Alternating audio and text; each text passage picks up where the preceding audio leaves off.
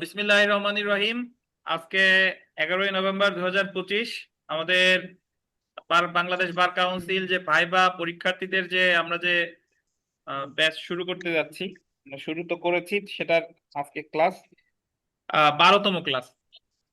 তো দেখেন, আজকে আমরা একটু আবার এই কয়দিন আপনাদের যে মক ভাইবা টেস্ট নিয়েছি সেগুলা প্লাস কিভাবে কি উত্তর দেওয়া উচিত ছিল, কি কি করা উচিত ছিল বা কি বলা উচিত, এগুলা নিয়ে আবার সার্বিকভাবে আরেকবার একটু আপনাদের যেগুলো অলরেডি বলছি তারপরে আরেকবার একটু আলোচনা করি। আজকে আমরা জেনারেল সাবজেক্ট, তার মানে হলো আপনারা বাংলাদেশ বার কাউন্সিলের যে সাবজেক্ট গুলো আছে এইগুলা নিয়ে আলোচনা করব। আগামীকাল একটা এডিশনাল নোট পাবেন, সেটা হলো যে অতিরিক্ত যে বিষয়গুলো, বিশেষ আইন যে নারী ও শিশু নির্যাতন দমন, নেগোশিয়েবল ইনস্ট্রুমেন্ট অ্যাক্ট, সংবিধান, তারপরে যৌতুক নিরোধ আইন, এই রিলেটেড যে বিষয়গুলো আছে এইগুলার একটা নোট আগামীকাল পাবেন ইনশাল্লাহ।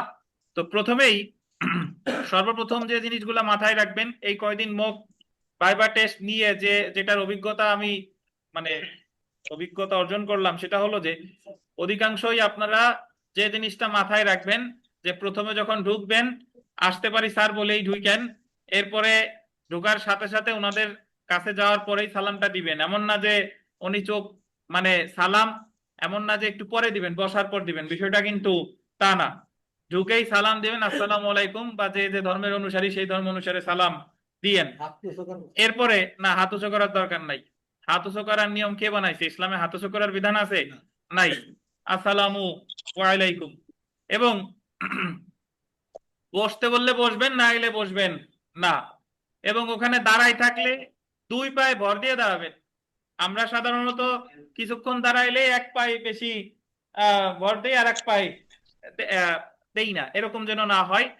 তো বসতে বললে বসবেন, না বসলে কখনো বলেন না যে স্যার বসতে পারি, এগুলো আগেও শিখাইছি। তো বসলেন, বসার পরে ধন্যবাদ বললেন যে ধন্যবাদ স্যার। আচ্ছা, এখন যার যেদিন ভাইবা, যেহেতু আমাদের 15 তারিখ থেকে ভাইবা শুরু হচ্ছে, যার যেদিন ভাইবা এখন থেকে দেখে নিবেন যে ওই দিন ইংরেজি কত তারিখ, বাংলা কোন মাসের কত তারিখ, বা আরবি কোন মাসের কত তারিখ, এটা একটু দেখে নিয়েন। আর একটা বিষয় হলো যে ওই দিন কোনো বিশেষ দিবস আছে কিনা, এটাও একটু দেখে নেবেন, যেহেতু আপনাদের এক একজনের ভাইবা এক এক দিনে এটা। এরপরে নামের নাম যদি জিজ্ঞেস করে, নামের নাম বলবেন অবশ্যই। মো থাকলে এমডি বলার দরকার নাই, মোহাম্মদই বলেন। বুঝছেন? মোহাম্মদ ধরেন, আপনি তো এমডি বলতেছেন ইংরেজিতে, কিন্তু বাংলায় কি আপনি এমডি বলেন? বাংলায় কি বলেন? মোহাম্মদ বলেন না? তাহলে আপনি নামটা বাংলায় তো মো লেখা দুইটা বিসর্গ, নাকি বিসর্গ দিয়া, বিসর্গ তো একটাই, সরি, বিসর্গ দিয়ে বলতেছেন মোহাম্মদ অমুক, কিন্তু ইংরেজি বলতেছেন যে এমডি। তাহলে বাংলায় তো ঠিকই ওই রূপটা কি বলতেছেন, পূর্ণরূপী বলতেছেন। সো মো থাকলে মো বললেন না, কি বলবেন? মোহাম্মদ। যার যে নাম সেই নামের অর্থ জেনে নিয়েন। না, না থাকলে তো দেওয়ার দরকার নাই। ওই এম এম পূর্ণরূপ বলবেন। যার যে নাম সেই নামের অর্থ জেনে নিয়েন। আর যার যে পদবি, খান, তালুকদার, তারপরে অন্যান্য যা শিকদার, মোল্লা, এই এই বংশের উৎপত্তি কোন জায়গা থেকে হইছে এইগুলা সম্পর্কে পারলে একটু ধারণা নিয়ে যায়। আচ্ছা, এরপরে যে জিনিসটা অবশ্যই ভুল করা যাবে না সেটা হলো যে যখন আপনারা ভাইবার বোর্ডে ঢুকলেন, এরপর জিজ্ঞেস করছে সিনিয়র কে। তো এটা লার্নেড অ্যাডভোকেট বা বিজ্ঞ আইনজীবী, এটা এটা বলতে যেন ভুল না হয়। বিজ্ঞ অ্যাডভোকেট জনাব অমুক, জনাব অবশ্যই বলবেন, জনাব বলবেন অথবা মিস্টার বলবেন, এটা প্রতিদিনই শিখাচ্ছি, আবার যেন ভুল না হয়। এবং সবচেয়ে বড় যেটা মুদ্রা দোষ আপনাদের, সেটা হলো যে নার্ভাসনেসের কারণেই হয় হয়ে থাকে বিষয়টা, সেটা হলো যখন আপনাদের প্রশ্ন জিজ্ঞাসা করা হচ্ছে তখন চুপ থাকতেছেন অনেকক্ষণ, অথবা উত্তর দেওয়ার জন্য উপর দিক তাকাচ্ছেন, নিচের দিক তাকাচ্ছেন, চোখ বারবার ঘুরাচ্ছেন। এইটা যেন কি না হয়। যদি আপনি না পারেন স্যার এই মুহূর্তে মনে করতে পারতেছি না, বা যদি পারেন সাথে সাথে বলবেন, না পারলে নাই, কিন্তু সময় নিবেন না। আর ভুল উত্তর দিবেন না, যেটা আপনি জানেন না কখনোই ওটা নিয়ে পেঁচাইতে যাবেন না। বলবেন যে স্যার এই মুহূর্তে মনে করতে পারতেছি না, মনে নাই বলার, এইভাবে বললে ভালো হয়, এই মুহূর্তে মনে করতে পারছি না। ঠিক আছে, আচ্ছা গেল। তারপরে আপনারা জিজ্ঞাসা করতে পারে যে কোন বার থেকে এসেছেন, ওই বারের ইতিহাসটা জেনে নিয়েন যে গোপালগঞ্জ বার থেকে যারা যাচ্ছেন, গোপালগঞ্জ বার কত সালে প্রতিষ্ঠিত হয়েছে, গোপালগঞ্জ বার আইনজীবী সমিতি যে যে যে যে যে ভবনগুলো আছে, কোন ভবনের কি নাম, এই নামকরণটা জেনে নেন। অন্য অনেক সময় জিজ্ঞেস করে যে বলেন তো অমুক যে ভবন, এই ভবনের নামটা কি। আচ্ছা, তো এই ইতিহাসটা জেনে নিয়েন। খাগড়াছড়ি বার বা কুমিল্লা বার বা এইবার বারের সভাপতি সেক্রেটারি, তারপরে আপনার চিফ জুডিশিয়াল ম্যাজিস্ট্রেট, তারপরে জেলা ও দায়রা জজ, অ্যাটলিস্ট চিফ জুডিশিয়াল ম্যাজিস্ট্রেট, জেলা ও দায়রা জজ, এই দুইজনের নাম অবশ্যই জানতে হবে। পিপিজিপি, পিপিজিপি অবশ্যই। ও, বললেন যে লার্নেড অ্যাডভোকেট জনাব অমুক, শুধু নাম কেউ বলেন না। আর জেলা ও দায়রা জজের আগে মাননীয় বললেন, আর আর জেলা ও দায়রা জজের আগে মাননীয় বলেন, চিফ জুডিশিয়াল ম্যাজিস্ট্রেটের আগে মাননীয় বলেন। কিন্তু যদি হাইকোর্টের জাস্টিস হয়, সুপ্রিম কোর্টের জাস্টিস হয়, বলে অনারেবল জাস্টিস বা মহামান্য বিচারপতি জনাব অমুক, মহামান্য বিচারপতি জনাব অমুক। এতটুকু মনে রেখেন। এগুলা মোটামুটি। এরপর ঢুকলেন, ঢোকার পরে আপনারা যে প্রশ্নগুলো করলো, পারলে তো পারলে, আশা করি আপনারা 99% পারবেন। আর যেটা পারবেন না সেটা কি এই মুহূর্তে মনে করতে পারছি না। এখন যদি আপনাকে জিজ্ঞাসা করে, ওই যে আগেও শিখাইছি ভাইবাতে, যে সর্বশেষ কোন মামলায় শুনানি করতেন, এটা বলবেন যে আমি স্যারের শুনানি করার যোগ্যতা এখন আমার হয় নাই, আমি স্যারের সাথে অমুক মামলার শুনানিতে ছিলাম। জিজ্ঞাসা করতে পারে যে বলেন তো জামিন শুনানি কিভাবে করে, বা যে কোনো একটা শুনানি আপনি করেন, যে স্যারদের সাথে যে ছিলেন, স্যার কি বলছিল। তো এটা আমার একটু কি জেনে নিতে হবে যে আসলে কি বলা উচিত। আচ্ছা, এরপরে ফৌজদারি কার্যবিধি দিয়ে আমরা শুরু করি, যে ফৌজদারি কার্যবিধির এক্ষেত্রে কি কি প্রশ্ন আসলে অ্যাকচুয়ালি করতে পারে। ফৌজদারি কার্যবিধি প্রথমে আপনাকে জানতে চাইতে পারে যে ফৌজদারি আদালতের গঠন কি। ফৌজদারিতে দুই শ্রেণীর আদালত থাকে, একটা হলো দায়রা আদালত আর একটা কি ম্যাজিস্ট্রেট আদালত। বিচারিক ম্যাজিস্ট্রেট পদটা সৃষ্টি করা হয় কত সালে? 2007 সালে। যেহেতু নভেম্বর মাস চলে, জিজ্ঞেস করতে পারে বিচার বিভাগ পৃথক হয় কত সালে? 2007 সালের 1 নভেম্বর। এই মামলার নাম কি? মাজদার হোসেন কেস। বলে দেন মাজদার হোসেন কেস। মাজদার হোসেন কে ছিলেন? অবসরপ্রাপ্ত জেলা ও দায়রা জজ। ঠিক আছে। তারপরে চলে আসেন ফৌজদারি কার্যবিধিতে জিজ্ঞাসা করে যে ওয়ারেন্ট ছাড়া গ্রেফতার করতে পারে কয়টা ক্ষেত্রে? আগে ছিল 9টা, বর্তমানে কয়টা? 11টা। এটা একটু জেনে নিয়েন। যেটা অনেক সময় জিজ্ঞাসা করে যে ম্যাজিস্ট্রেটদের দণ্ড প্রদানের সাধারণ ক্ষমতা, বা ম্যাজিস্ট্রেটের সাধারণ ক্ষমতা কি? 32 ধারা। 32 ধারা জেনে নিয়েন। 5 বছর 5 লাখ, 3 বছর 3 লাখ, 2 বছর 2 লাখ। এখন এটা 2025 সালের সংশোধনীতে। তারপরে আপনার ওই যে 54 ধারার যে বিষয়টা, এটা একটু 11টা, ওই আগের যে 9টা জানেন, ওই 9টা জানলেই বলে দিয়েন, যে 4টা 5টা বইলে এরপরে এরকম করতে পারে। একজন সাধারণ ব্যক্তিও গ্রেফতার করতে পারে কত ধারায়? 59 ধারায়। যেটা সবচেয়ে বেশি জিজ্ঞাসা করে ভাইবাতে 61 ধারায়, যে একজন পুলিশ একজনে গ্রেফতার করছে, গ্রেফতার করার পর তারে কতক্ষণ রাখতে পারে। তো বলবেন যে বিনা পরোয়ানায় গ্রেফতার করলে 24 ঘন্টা, আর পরোয়ানা সহ গ্রেফতার করলে 1 সেকেন্ডও না, 81 ধারায় নাকি। আর 24 ঘন্টার বেশি যদি তাকে রাখার দরকার হয়, তাহলে 167(2) ধারায় রিমান্ডের আবেদন করবে। এক্ষেত্রে রিমান্ড সর্বোচ্চ কতদিন? 15 দিন।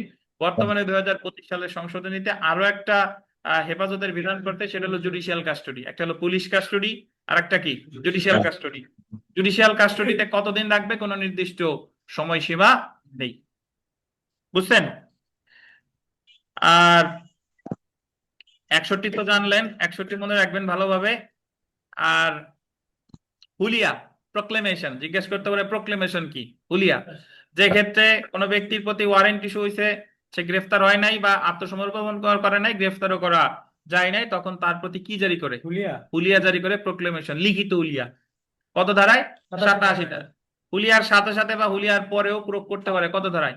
88 ধারায়। জেনে দেখেন। সার্চ ওয়ারেন্টটা মনে রাখেন। সার্চ ওয়ারেন্ট অ্যাকচুয়ালি আছে 96, 98, 100। 96, 98, 100। তো আচ্ছা। 96-তে হচ্ছে কোনো দলিল বা বস্তুর ক্ষেত্রে, 98-তে হলো অবৈধ জিনিসপত্র, জাল আর দলিল 100-তে হলো কোনো বেআইনি ভাবে আটককৃত ব্যক্তিকে। ঠিক আছে, যেটা ভাইবা কোর্টে জিজ্ঞাসা করে যে বলেন জব্দ তালিকা কোথায় আছে, 103 103 ধারা, সিজার লিস্ট 103 ধারা। কয়জন সাক্ষীরা স্বাক্ষর করবে? 2 বা ততোধিক, 2 বা ততোধিক, সিজার লিস্ট মনে রাখেন। এরপরে এখান থেকে তেমন বেশি করে না, বাট শান্তি রক্ষা সদাচরণের মুসলেখা 107 ধারা আছে, শান্তি রক্ষার মুসলেখা দণ্ডিত হওয়ার পূর্বে 107-এ, 107-এ। পরে হলো ছয়। 108, 9, 10 হলো সদাচরণের। রাষ্ট্রধর্মমূলক বিষয় হলো 108। তারপরে সন্দেহভাজন ভবঘুরে হলে 109, অভ্যাসগত অপরাধ হলে 10। মনে থাকবে ইনশাল্লাহ। ইনশাআল্লাহ। তারপরে যেটা মনে রাখেন যে 144 ইমার্জেন্সি অবস্থায় যে শান্তি শৃঙ্খলা বিঘ্নিত হতে পারে, সেই ক্ষেত্রে 144 ধারা জারি করতে পারে। সর্বোচ্চ মেয়াদ কতদিন? 2 মাস। 2 মাস। সরকার নোটিফিকেশনের মাধ্যমে বাড়াতে পারে। আর ভূমি নিয়ে যদি শান্তি শৃঙ্খলা, জমি, পানি এগুলা নিয়ে শান্তি শৃঙ্খলা বিঘ্ন ঘটা থাকে তাহলে 145। এটাও কতদিন? এটা 2 মাসের মধ্যে মামলা করতে হবে। এটা মামলা করতে হবে 2 মাসের মধ্যে, বাট 145 ধারার আদেশের কোনো নির্দিষ্ট মেয়াদ নেই। জি। এরপরে এফআইআর সম্পর্কে খুব বেশি ভালো ধারণা থাকতে হবে। যখন কোনো আমলযোগ্য অপরাধ সংঘটিত হয়, আপনি এজাহার নিয়ে যান, এজাহার লিখিত আকারে হতে পারে, মৌখিক আকারে হতে পারে। এজাহার পরবর্তী রেকর্ড করে কি আকারে? এফআইআর আকারে। এফআইআর আপনাদের লিখিত পরীক্ষায় প্রশ্ন এসেছিল যে একজন ব্যক্তি একটা হত্যাকাণ্ড নিয়ে একটা এজাহার করছে, পরবর্তীতে জানা গেল যে এই হত্যাকাণ্ডটা যে এজাহার করছে সেই করছে, পরবর্তী দিন পুলিশ আবার এজাহার করছে। তো এক্ষেত্রে কোনটা প্রাধান্য পাবে? সেকেন্ডটা কেন প্রাধান্য পাবে? সেকেন্ডটা যে হবে এটা রেফারেন্স কি? মানে আপনি কি মন গড়া না কোনো যৌক্তিক ব্যাখ্যা আছে? হ্যাঁ, না না, সেকেন্ডটা বয় 160। আচ্ছা শুনেন, শুনেন, যে ক্ষেত্রে ঘটনা একই, আগেও যে মারা গেছে, পরেও সেই একই ঘটনা, কিন্তু পরে জানা গেছে যে এই মামলাটা যে করছে সেই হত্যাকাণ্ডটা ঘটাইছে। বুঝেন কিনা? এই ঘটনা কিন্তু চেঞ্জ হয় নাই। বুঝেন কিনা?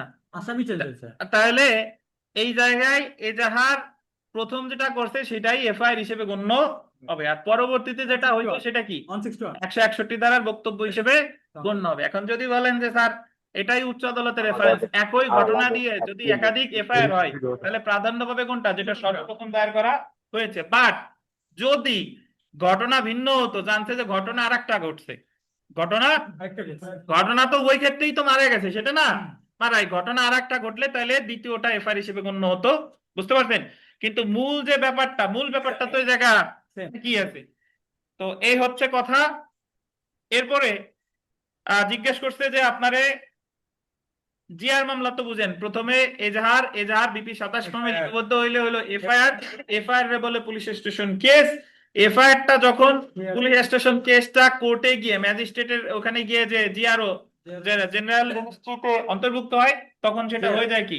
GR case. GR case. তো নন জিআর মামলা কোথায় করে? নন জিআর মামলা করে কোথায়?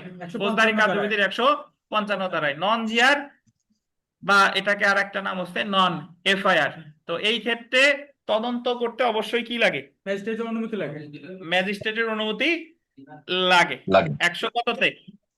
155-তে মনে রাখেন। তো এই জায়গায় এরপরে চলে আসেন, জিজ্ঞাসা করতে পারে হঠাৎ ভাইভাতে অনেক সময় জিজ্ঞাসা করে যে বলেন 161, 167-এ কি আছে? ঢোকার সাথে বলবে যে ফৌজদারি কার্যবিধির 161 ধারায় কি আছে। ঠিক আছে? তো ঘটনা সম্পর্কে যারা জানে এরকম কারো জবানবন্দি রেকর্ড করতে পারে ইনভেস্টিগেটিং অফিসার 161 ধারায়। 161 ধারায় কি আসামি জবানবন্দি নিতে পারে? না, আসামি জবানবন্দি নিতে পারে না। আর 162 ধারায় বলা হয়েছে যে 161 ধারায় বিবৃতি কখন রেকর্ড করা যাবে আর কখন যাবে না, এটা বলা হয়েছে কত ধারায়? 162 ধারায়। 164 এই যে যেটা কনফেশন রেকর্ড করে তদন্ত পর্যায়ে বিচার করার এখতিয়ার থাক বা না থাক, 164 ধারায় দোষ স্বীকারোক্তি রেকর্ড করতে পারে। এখান থেকে যে প্রশ্নটা সচরাচর এসে থাকে সেটা হলো যে অ্যাডমিশন এন্ড কনফেশনের মধ্যে পার্থক্য কি। বলবেন যে বিচার্য বিষয় বা প্রাসঙ্গিক বিষয় সম্পর্কে যারা জানে তাদের বিবৃতিরে বলে অ্যাডমিশন, আর যখন কোনো ব্যক্তি নিজের দোষ নিজে স্বীকার করে সেটা হচ্ছে কনফেশন। confession। ঠিক আছে, অ্যাডমিশন শুধু অ্যাডমিশন দেওয়ানি ফৌজদারি উভয় মামলা, কনফেশন শুধুমাত্র কি ফৌজদারি মামলা, এটা বলে দিবেন। এবং এই জায়গা পুলিশ ডায়েরি, কেস ডায়েরি বা পুলিশ ডায়েরি এটা আছে কততে 172, 172। এরপরে যদি আসেন পুলিশ ডায়েরি কি আসামি দেখার অধিকারী? না। সাধারণত না, তবে পুলিশ যদি স্মৃতি পুনর্জীবিত করে তাহলে ওই আসামি পক্ষের আইনজীবী এটা দেখতে পারে। পুলিশ রিপোর্টটা খুব ভালোভাবে জানতে হবে। পুলিশ রিপোর্ট 173 ধারায়, এবং এই পুলিশ রিপোর্টটা অ্যাকচুয়ালি দুই প্রকার, চার্জশিট এবং ফাইনাল রিপোর্ট।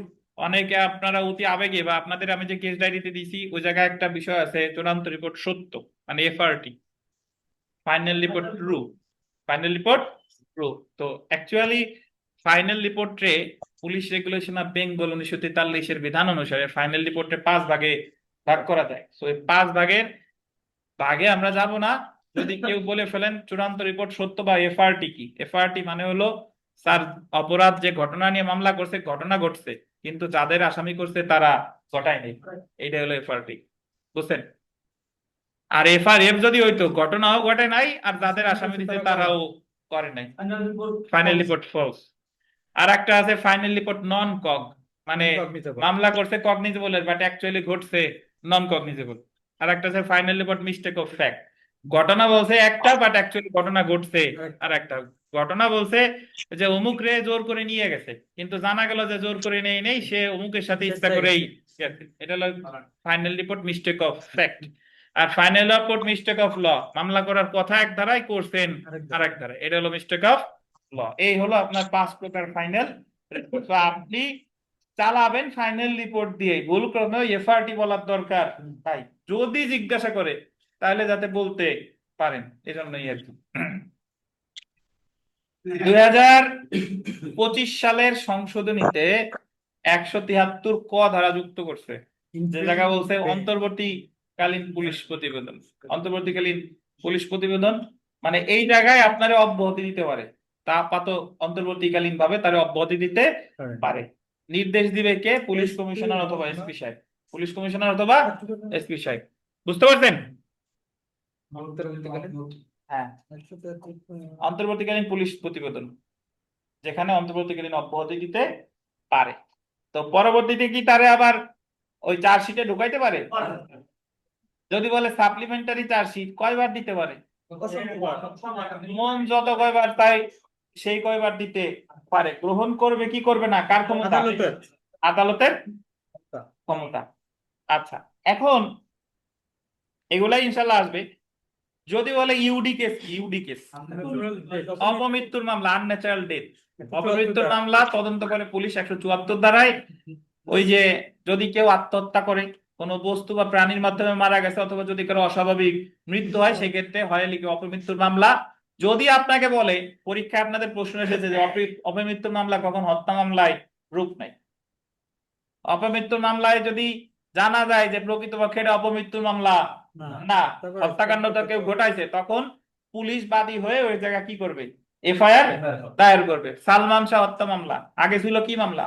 অপমৃত্যুর মামলা, তখন সেটা হয়ে গেছে কি? হত্যা মামলা। তো অপমৃত্যুর মামলা পুলিশ তদন্ত করে 174 ধারায়।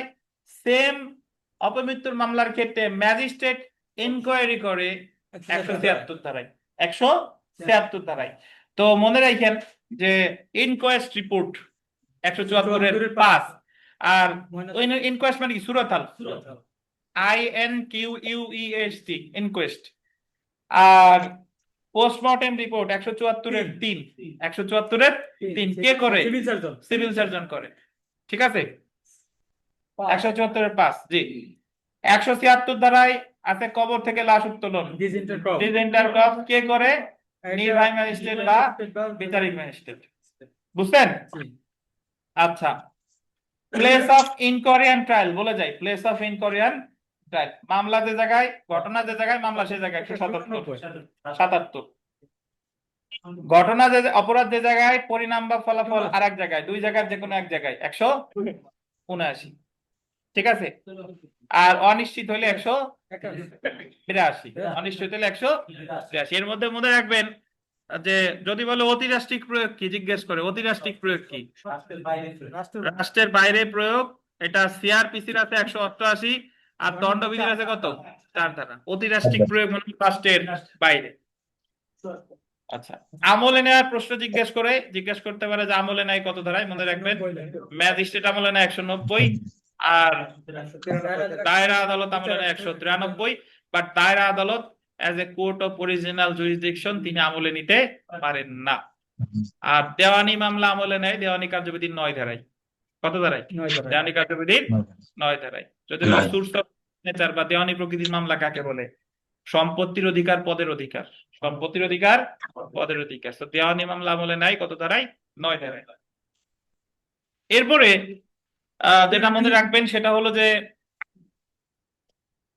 মামলা দায়েরের ক্ষেত্রে কিছু কিছু হঠাৎ করে আপনাদের আমি প্রশ্ন করছিলাম যে পাবলিক সার্ভেন্টের বিরুদ্ধে মামলা করার পদ্ধতি কি, ফৌজদারি মামলা দায়েরের পদ্ধতি কি। পাবলিক সার্ভেন্টের বিরুদ্ধে বলছি, পাবলিক সার্ভেন্টের বিরুদ্ধে মানে হলো যে ফৌজদারি মামলা কিছু কিছু, সাধারণত ফৌজদারি মামলা যে কেউ করতে পারে, ঘটনা সম্পর্কে যিনি জানে, যে দেখছে শুনছে সেই করতে পারে। বাট কিছু কিছু মামলা আছে যে নির্দিষ্ট ব্যক্তি ছাড়া কেউ পারবে না। যেরকম সরকারি কর্মচারীর চাকরি রিলেটেড মামলা বা দায়িত্ব রিলেটেড মামলা ওই সরকারি কর্মকর্তাকে দায়ের করতে হবে 195। রাষ্ট্রদ্রোহিতার মামলা সরকার নির্দেশ দিলেই দায়ের করা যাবে, নাইলে দায়ের করা যাবে না, 196। আর সরকারি কর্মচারী বা বিচারকের বিরুদ্ধে সরকারি অনুমতি ছাড়া কোনো অপরাধ আমলে নিবে না। ওই জায়গায় অ্যাকচুয়ালি আপনারা জানতে চাইছে 197 যে পাবলিক সার্ভেন্টের বিরুদ্ধে মামলা করলেই কি আমলে নিবে কিনা, নিবে না, কারণ অনুমতি লাগবে সরকারের। কত ধারায়? 197 ধারায়। বুঝতে পারছেন? 198 ধারায় বলছে দ্বিগামিতা চুক্তিভঙ্গ মানহানি, আর 199 ধারায় বলছে ব্যভিচার। ব্যভিচারের মামলাও আমলে নিতে পারে, মামলাটা করতে হবে কাকে, সংক্ষুব্ধ ব্যক্তিকে বা যার তত্ত্বাবধানে, স্বামী আর কি, স্বামী বা যার তত্ত্বাবধানে ছিল। তো এখন যে জিনিসটা জিজ্ঞাসা করে যে বলেন নারাজি মামলা করে কত ধারায়? 200 ধারায়। শুনেন, নারাজি শব্দটা ফৌজদারি কার্যবিধি যদি তল্লাশি করে খুঁজে না কোথাও নাই। বাট নারাজি মামলা আর সিআর মামলার বিধিবিধান একই। সিআর মামলা নরমালি যদি বলে দায়ের করে কত ধারায়? 200 ধারায়। 200 ধারায় কি আছে? জবানবন্দি। জবানবন্দি নিয়ে যদি আমলে নেয় 190, আমলে না মানে হলো 204-এর সমন অথবা ওয়ারেন্ট, আমলে না নিলে তদন্ত অনুসন্ধানে নির্দেশ দিতে পারে 202, কমপ্লেইন ফেরত দিতে পারে 201, খারিজ করতে পারে 203, এই তো। আর সমন বা ওয়ারেন্ট তো 204। ঠিক আছে। আর অভিযুক্ত ব্যক্তির হাজিরা হতে অব্যাহতি, ব্যক্তিগত হাজিরা হতে অব্যাহতি, এটা কত? 205। 205 যেটা জিজ্ঞেস করতে পারে 205D। 205D হলো একই বিষয় নিয়ে, যদি বলে যে একই বিষয় নিয়ে যদি দুইটা মামলা কি হবে, সিআর মামলা চললে সিআর মামলাটা স্থগিত থাকবে, জিআর মামলা পুলিশ রিপোর্ট তলব করবে। পুলিশ রিপোর্ট আসার পরে যদি দেখে দুই মামলার আসামিদের মিল আছে, তাহলে দুই মামলা পুলিশ রিপোর্টের ভিত্তিতে চলবে, মার্জ হয়ে যাবে, দুইটা এক হয়ে যাবে জিআর মামলা। আর যদি দেখে যে আসামির মিল নাই, তাহলে তুমি তোমার গতিতে, আমি আমার গতিতে। বুঝতে পারছেন? এখন আসি চার্জ। চার্জ কাকে বলে? চার্জ কোন মামলায় এক পক্ষ যেটা দাবি করে অপর পক্ষ যেটা অস্বীকার করে সেটার উপর ভিত্তি করে চার্জ গঠিত হয়। বুঝছেন? চার্জ একটা ফৌজদারি মামলায় চার্জ গঠনের পরের পর্যায়কে বিচার, চার্জ গঠনের আগের পর্যায়ে কি বলে? তদন্ত বা অনুসন্ধান। চার্জ গঠনের আগের পর্যায়ে বলে অনুসন্ধান। তো চার্জ পরিবর্তন যে কোনো সময় করতে পারে, চার্জ পরিবর্তনের বিরুদ্ধে প্রতিকার হলো রিভিশন। এই জায়গা আর কিছু জানার নাই। যেটা জানতে হবে ম্যাজিস্ট্রেট এবং দায়রা আদালতের বিচার পদ্ধতি, এটা খুবই খুবই খুবই গুরুত্বপূর্ণ। ম্যাজিস্ট্রেট দায়রা আদালতের বিচার পদ্ধতি। সো মনে রাখবেন যে ম্যাজিস্ট্রেট আদালত অব্যাহতি দেয় 241 ক ধারায়, দায়রা আদালত দেয় 265 গ ধারায়। এবং অব্যাহতি যদি আপনাকে এইটাই জিজ্ঞেস করতে পারে যে অব্যাহতি কাকে বলে, বলবেন যে চার্জ গঠনের আগে আসামিকে মামলার দায় হতে মুক্তি দিলে সেটাকে কি বলে? অব্যাহতি। অব্যাহতি শুনানি কখন করে? চার্জ গঠনের সময়। চার্জ শুনানির সময় ওই দিনই, সেম দিন করে। এবং অব্যাহতি শুনানির সময় কারে কারে শুনে? দুই পক্ষেরই শুনে। কার কার কাগজপত্র দেখবে?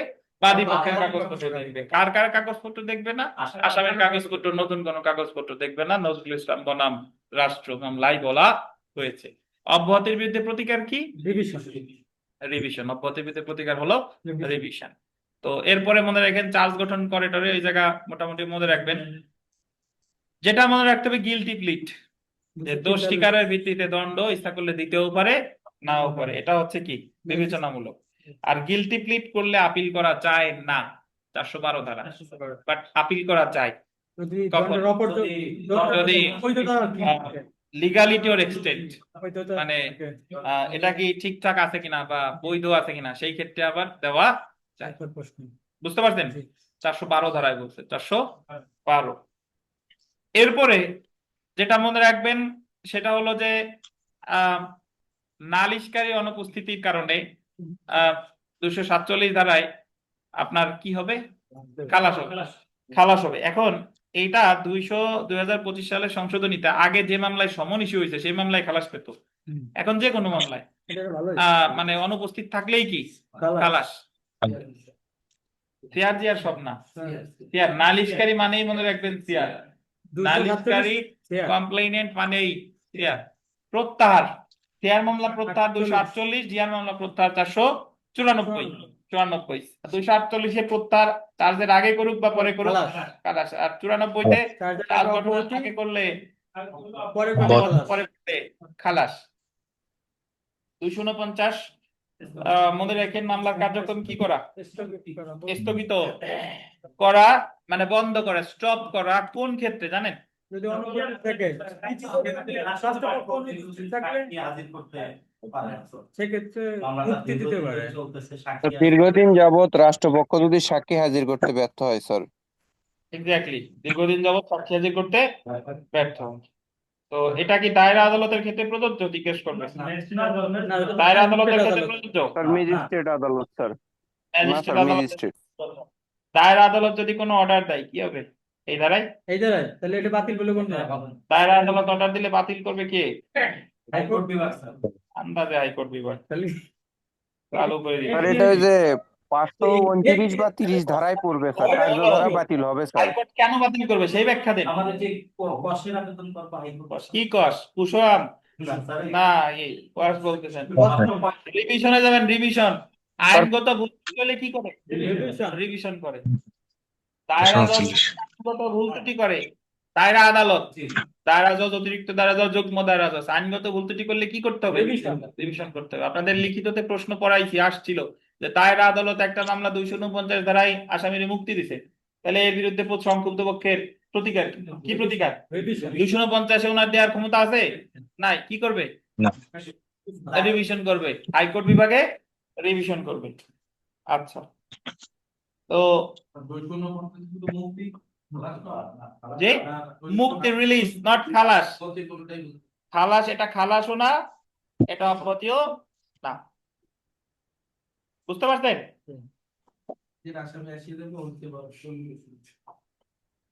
আচ্ছা, আগে 250 ধারায় ক্ষতিপূরণ দিতে পারতো 1000 টাকা, আর তৃতীয় শ্রেণীর ম্যাজিস্ট্রেট হলে দিতে পারতো 500 টাকা। না, এখন হচ্ছে 50,000, 50,000 টাকা, আর তৃতীয় শ্রেণীর ম্যাজিস্ট্রেট হলে 25,000। প্রথম শ্রেণী হলো পরে বুঝছেন? ক্ষতিপূরণ। হ্যাঁ, তৃতীয় হইলে কত? 25,000। আর ওই যে জরিমানা করতে পারতো, জরিমানা করতে পারতো আগে কত? 3,000, এখন সেটা হয়েছে 5,000।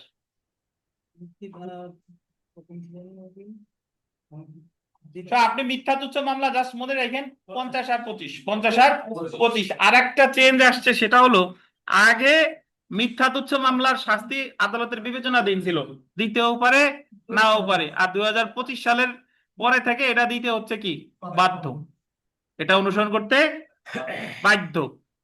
জি, মিথ্যা তুচ্ছ মামলার ক্ষেত্রে ওই যে আগে যে ক্ষতিপূরণ, এটা আদালতের জন্য বিবেচনামূলক ছিল, সে অ্যাকশন নিলেও নিত, না নিলেও কিছু করার ছিল না। এখন এটা উনি নিতে বাধ্য।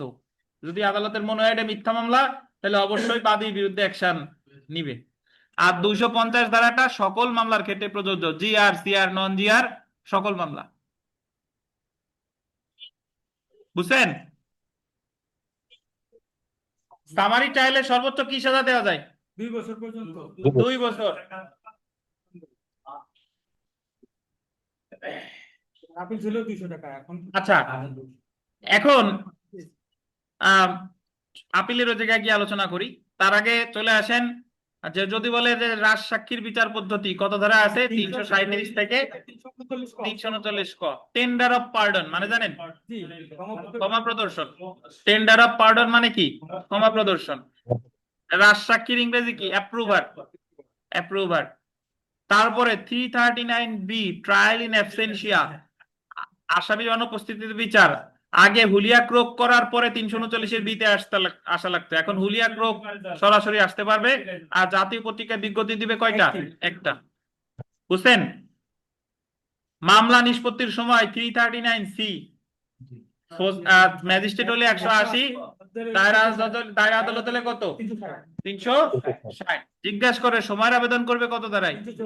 344 ধারায়। 344 ধারায় সময়ের আবেদন মঞ্জুর করুক না মঞ্জুর করুক, প্রতিকার কি? রিভিশন। সাফাই সাক্ষী 340।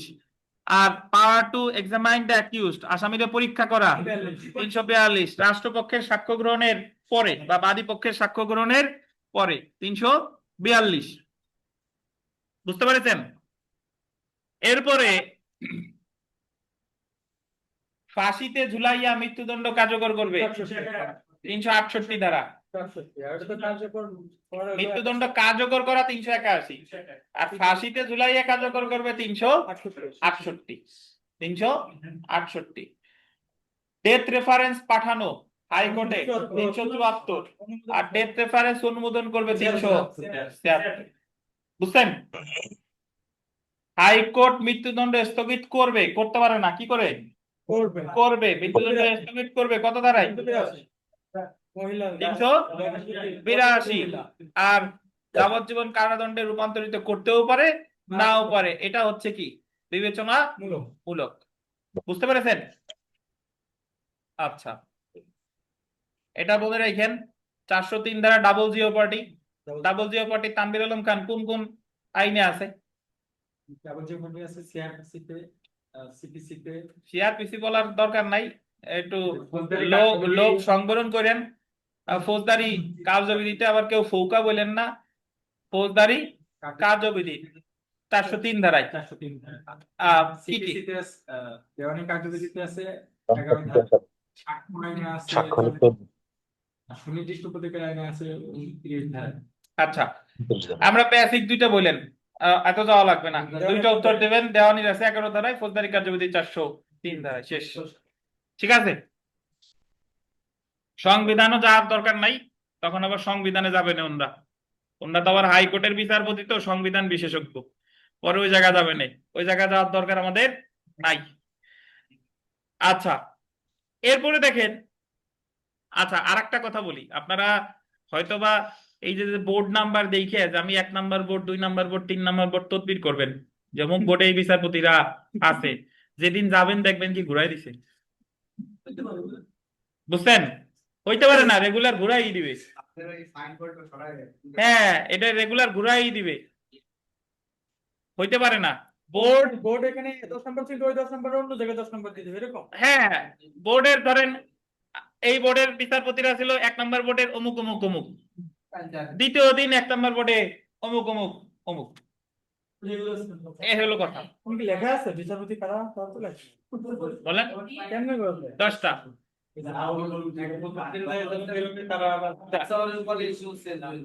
এখন 403 ধারা দণ্ড আর খালাসের ক্ষেত্রে প্রযোজ্য, অব্যাহতি মুক্তি এগুলার ক্ষেত্রে প্রযোজ্য না, অর্থাৎ অব্যাহতি মুক্তির ক্ষেত্রে আবার মামলা করা যাবে নাকি?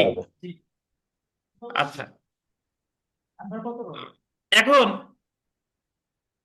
আসেন 403 তো আপনি জানলেন। যদি বলে আপিল আর রিভিশনের পার্থক্য কি? বলবেন যে আপিলকে অধিকার হিসেবে দাবি করা যায়, রিভিশনকে অধিকার হিসেবে দাবি করা যায় না। সহজ উত্তর দিবেন। আপিল ঘটনাগত আইনগত ক্ষেত্রে করা যায়, রিভিশন করা যায় শুধু কি আইনগত ক্ষেত্রে। আইনগত ক্ষেত্র হইলে হবে না, ন্যায় বিচার কি হইতে হবে? ব্যাহত হতে হবে। বুঝতে পেরেছেন? দণ্ডাদেশের বিরুদ্ধে আপিল খুব সংক্ষেপে, দ্বিতীয় দিলে চিফ তারের কাছে 407, প্রথম শ্রেণী যুগ্ম দায়রা জজ 5 বছর পর্যন্ত দিলে দায়রা জজের কাছে 408, যুগ্ম দায়রা জজ 5 বছরের বেশি দিলে প্রথম শ্রেণী ম্যাজিস্ট্রেট বা বিচারিক ম্যাজিস্ট্রেট সেডিশনের দণ্ড দিলে 408-এ হাইকোর্ট, আর দায়রা জজ অতিরিক্ত দায়রা জজ দণ্ড দিলে 410-এ হাইকোর্ট। বুঝছেন? খালাস 417, ম্যাজিস্ট্রেট খালাস দিলে দায়রা জজের কাছে, আর দায়রা আদালত খালাস দিলে হাইকোর্টে। হিসাব শেষ। দণ্ড বৃদ্ধি জিআর মামলা হইলেই সরাসরি কোথায়? হাইকোর্টে। আর সিআর মামলা হইলে সংশ্লিষ্ট আপিল আদালতে। সংশ্লিষ্ট আপিল আদালত মানে দ্বিতীয় হইলে চিফ, প্রথম হইলে দায়রা জজ, আর অন্যান্য ক্ষেত্রে হাইকোর্টে। বোঝা গেছে? 3টে আপিল খুব সংক্ষেপে। হাইকোর্টে। আর ফৌজদারি মামলায় একটা ক্ষেত্রেই দ্বিতীয় আপিল করা যায়, সেটা হলো অ্যাকুইটাল, খালাসের বিরুদ্ধে দ্বিতীয় আপিল করতে পারে কে পারে? পিপি। কোন কোন ক্ষেত্রে আপিল করা যায় না আপনাদের লিখিত প্রশ্ন? 412-তে যে গিলটি প্লিডের ক্ষেত্রে আপিল করা যায় না। 413-তে ছিল তুচ্ছ মামলা। তুচ্ছ মামলা আগে ছিল 50 টাকা, এখন বানাইছে 5000। 50 টাকার জায়গা এখন হয়েছে কত? 5000। এক মাসই আছে। আর সামারি ট্রায়ালে 414 ধারায় আগে 200 টাকা হলে আপিল করা যেত না, এখন হলো 5000। এখন কত? 5000। জি, বুঝছেন?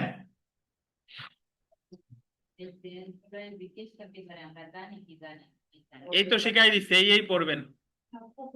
ভাইয়া তুচ্ছ মামলা হচ্ছে প্রথমটা হচ্ছে দায়রা জজ যদি 1 মাস দেয় সেক্ষেত্রে হবে না। তুচ্ছ মামলার প্রথমটা দায়ের আদালত 1 মাস কারাদণ্ড দিলে, নট দায়রা জজ, আদালত 1 মাস কারাদণ্ড দিলে আপিল করা যাবে না। তারপর হচ্ছে যে পরেরটা আছে দায়রা আদালত, প্রথম শ্রেণীর ম্যাজিস্ট্রেট, 5000। চিফ জুডিশিয়াল ম্যাজিস্ট্রেট, এরা কত টাকা? 5000 টাকা দিলে আপিল করা যাবে না। এতটুকু মনে রেখেন। 414-তে সামারি ট্রায়ালের ক্ষেত্রে 200 টাকা ছিল, এখন কয় টাকা? 5000 টাকা। বুঝছেন? আপিল আদালতের ক্ষমতা সুজন সাহেব কত ধারায়? 423 ধারায়। যদি বলে আপিল আদালত কোন মামলা রিমান্ডে পাঠায়, ফৌজদারি আপিল হলে 423, দেওয়ানি আপিল হলে 107। ফৌজদারি আপিল বলে পিটিশন, দেওয়ানি আপিল বলে মেমোরান্ডাম অফ আপিল, স্মারকলিপি।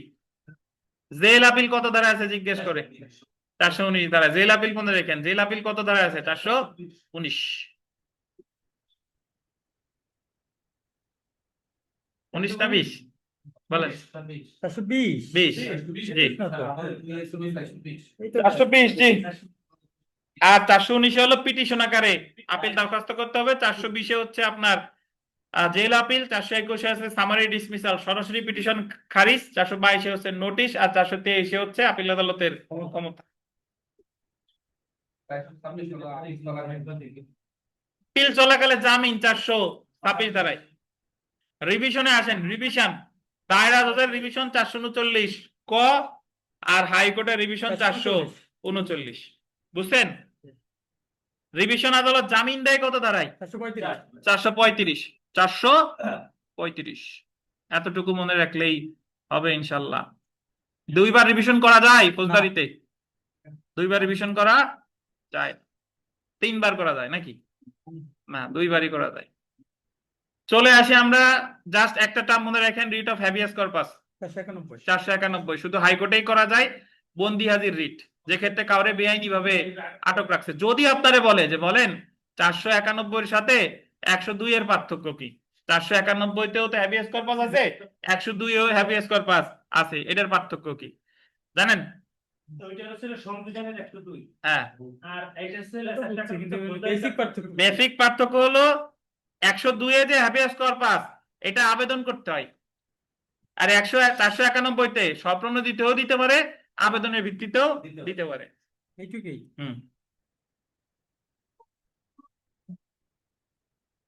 আমি তো দেখি নাই আপনার রোল, দেখেন। আচ্ছা, তো তাহলে আমি কারোর রোল দেখার সুযোগ পাই নাই, আমি সারাদিনই মোটামুটি এই জায়গা ব্যস্ত।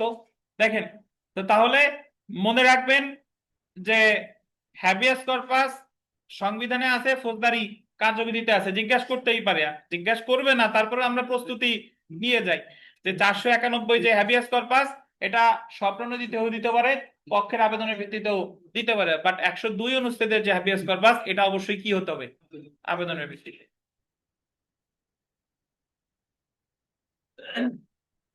জামিন, জামিনযোগ্য অপরাধের ক্ষেত্রে জামিন জিজ্ঞেস করবে, বলবে যে জামিনযোগ্য অপরাধের ক্ষেত্রে জামিন আছে কত ধারায়, 93। জামিনযোগ্য অপরাধের ক্ষেত্রে জামিন 497।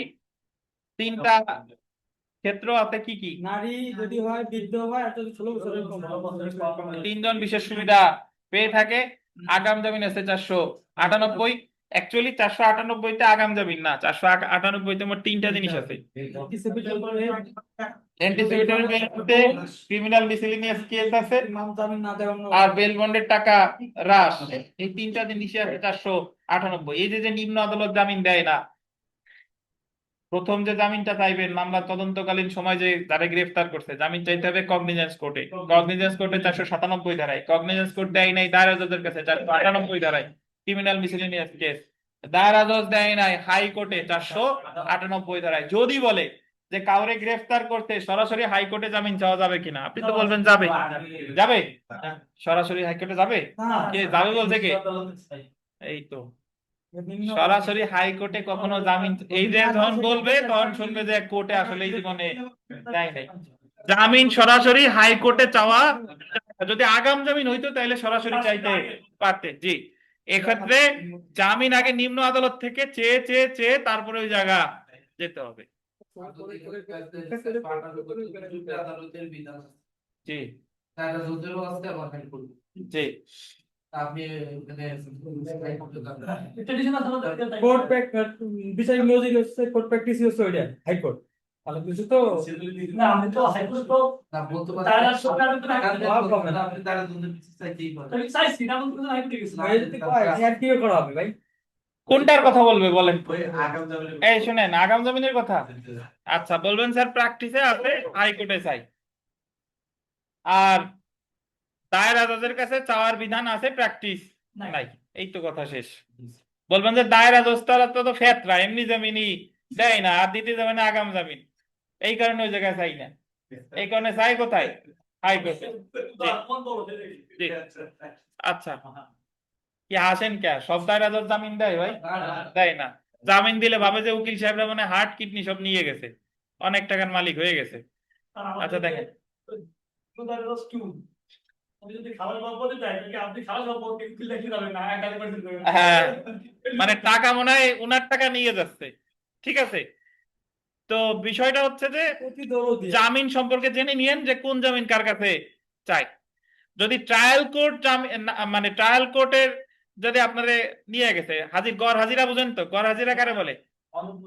অনুপস্থিতি। অনুপস্থিতির কারণে বিচারিক আদালত আপনারে নিয়ে গেছে, তাহলে জামিন কোথায় যাবেন? শালম সাহেব, ফ্যামিলি আদালতে না?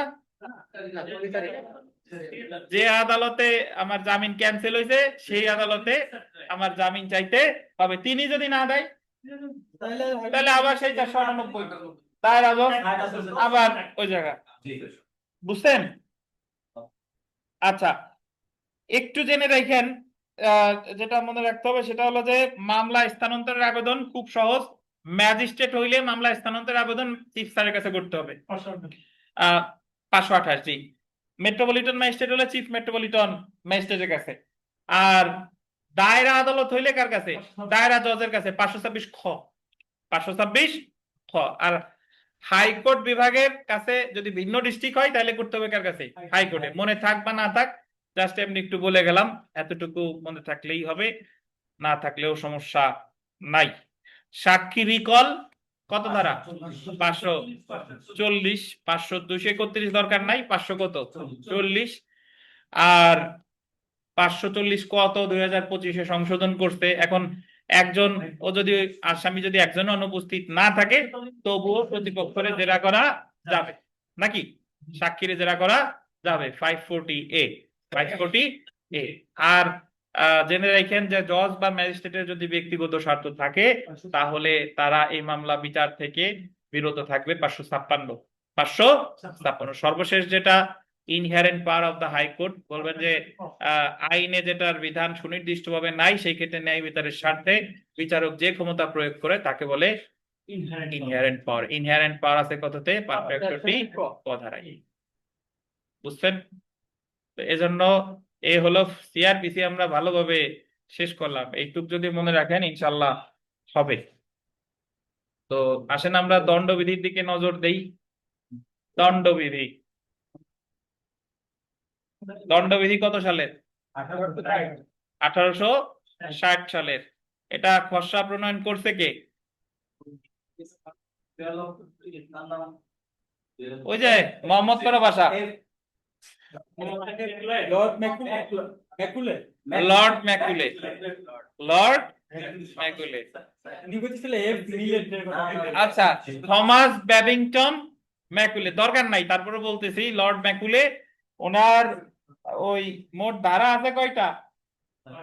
511টা। 511টা। এর মধ্যে সংজ্ঞা টঙ্গা দিয়ে দরকার নাই।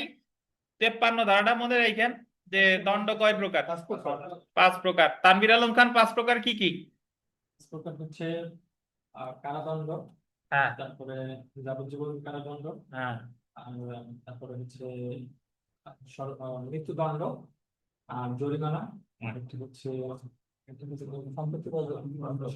সম্পত্তি বাজেয়াপ্ত। আগে অবশ্যই মৃত্যুদণ্ড দিয়ে শুরু করবেন, সবার উপরে যেটা মৃত্যুদণ্ড, যাবজ্জীবন কারাদণ্ড, কারাদণ্ড, সম্পত্তি বাজেয়াপ্ত, অর্থদণ্ড। কত ধারায়? 53 ধারায়। প্রেরোগেটিভ অফ মার্সি কাকে বলে জানেন? জি রাষ্ট্রপতি যে করে ক্ষমা করতে পারে, বাংলাদেশ সংবিধানের 49 অনুচ্ছেদ। আর দণ্ডবিধির 55 ক, ফৌজদারি কার্যবিধির 402 ক। 402 ক। দণ্ডবিধি এই দিকটা খুব বেশি জিজ্ঞেস করে না। 34, 149 জানতে হবে, কমন ইন্টেনশন, কমন অবজেক্ট। আর 2 বা ততোধিক ব্যক্তি প্রি প্ল্যান ছিল, অপরাধ সংঘটিত হয়েছে 34। 5 বা ততোধিক ব্যক্তি প্রি প্ল্যান ছিল না, তাৎক্ষণিকভাবে সাধারণ উদ্দেশ্য বাস্তবায়নে বেআইনি সমাবেশের সদস্য হিসেবে কোনো কিছু করলে দায়ী হবে 149-এ। তো 100 যদি জিজ্ঞাসা করে 141-এর সাথে 149-এর সম্পর্ক কি? স্যার, বেআইনি সমাবেশের সদস্যরা যে অপরাধ করে তাদের দায় সম্পর্কে আলোচনা করছে 149-এ, অর্থাৎ তারা সবাই সমানভাবে দায়ী হবে। এটা কততে? 149। কোনোটাই স্বতন্ত্র অপরাধ না, এই 34 বলেন আর 149 বলেন। তবে যেখানে 149 আছে সেখানে আর অপরাধ থাক বা না থাক, একটা অপরাধ আছে, সেটা হলো বেআইনি সমাবেশ। বেআইনি সমাবেশ কাকে বলে? 5 বা ততোধিক ব্যক্তি কোনো বেআইনি কাজ করলে তাকে বেআইনি সমাবেশ বলে। ওই 5 বা ততোধিক ব্যক্তির কি এক জায়গায় থাকা লাগবে? অবশ্যই এক জায়গায় থাকা লাগবে। এক জায়গা থাকা লাগবে। 34-এ এক জায়গা না থাকলেও হবে, 149-এ এক জায়গা থাকা লাগবে। বুঝছেন? আচ্ছা, রাষ্ট্রদ্রোহিতা কাকে বলে? নিন্দা নাকি? এই তো মাসুদ দারুন বলছে। রাষ্ট্রের বিরুদ্ধে ষড়যন্ত্র করলে সেটা রাষ্ট্রদ্রোহিতা না, সেটা হলো কার বিরুদ্ধে? সরকারের। হ্যাঁ, সরকারের বিরুদ্ধে ষড়যন্ত্র করলে সেটা ষড়যন্ত্র ঠিক না, আপনি ষড়যন্ত্র বললেন না। নিন্দা করলে, বিদ্বেষ প্রসূত কিছু বললে সেটাই রাষ্ট্রদ্রোহিতা। ষড়যন্ত্র করতে তো 2 জন লাগে। আমি যদি মোহাম্মদ ইউনূসকে নিয়ে আজে বাজে কথা বলি বা সরকারের নিয়ে বাজে কথা বলি, এটাই রাষ্ট্রদ্রোহিতার শামিল হতে পারে। আর রাষ্ট্রদ্রোহিতার মামলা আলামিন যে আমার বিরুদ্ধে করতে পারবে না, কে অনুমতি দিতে হবে? সরকার যদি কাউরে পাঠায় সে করতে পারবে। 124-এ সর্বোচ্চ শাস্তি যাবজ্জীবন কারাবাস, সর্বনিম্ন যদি বলে কারাদণ্ড কত? 3 বছর। স্বল্প মেয়াদী কারাবাস কত? 3 বছর। শুধু অর্থদণ্ড আছে 124-এ, জি 124-এ। সেডিশন বানান পারেন?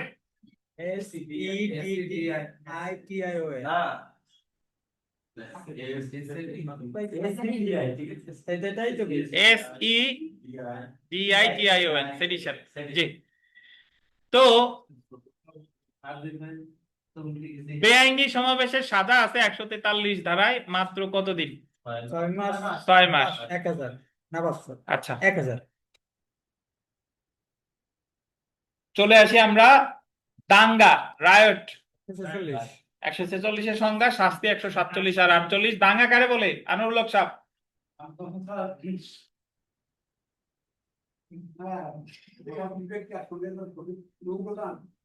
কিরম উগ্রতা?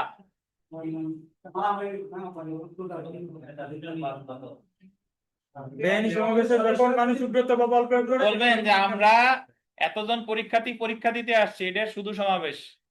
যদি আমাদের পাস না করান, আমরা যদি একটু বেআইনি কোনো কাজ করি, তাহলে বেআইনি সমাবেশ। আর বার কাউন্সিল ভাঙচুর করা শুরু করলে কি হয়ে যাবে? দাঙ্গা হয়ে যাবে। ঠিক আছে?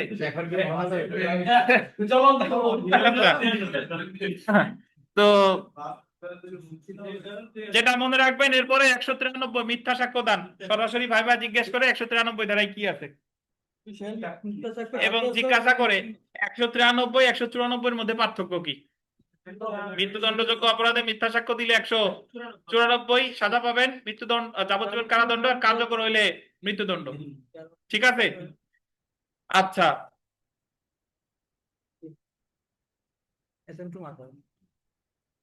খুন নিন্দনীয় নরহত্যা জেনে রাখেন। নিন্দনীয় নরহত্যার সংজ্ঞা 299, খুনের সংজ্ঞা 300। বেআইনি কোনো হত্যা হলেই নিন্দনীয় নরহত্যা। তবে ওই হত্যাটা যদি 300 ধারার প্রথম অংশে 4টা উপাদান থাকে, 4টা উপাদান হলো অভিপ্রায়, জ্ঞান, আঘাতের প্রকৃতি, আসন্ন বিপজ্জনক কার্য। এই উপাদানগুলো যদি থাকে তাহলে সেটা হয়ে যাবে খুন। আর এই উপাদানগুলো না থাকলে হয়ে যাবে কি?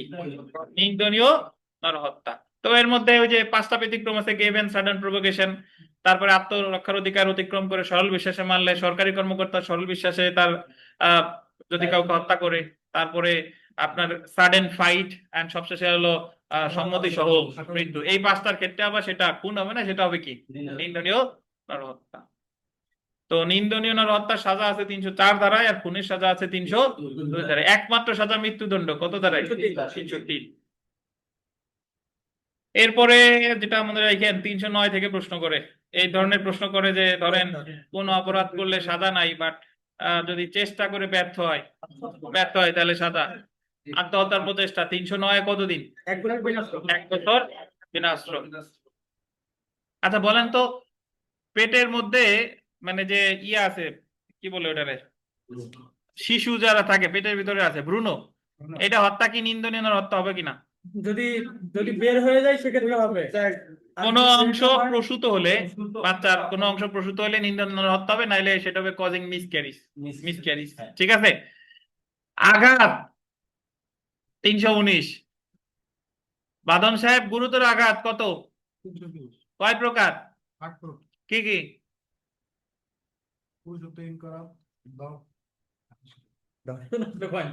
দর্শন করে দাঁত বলেন আর।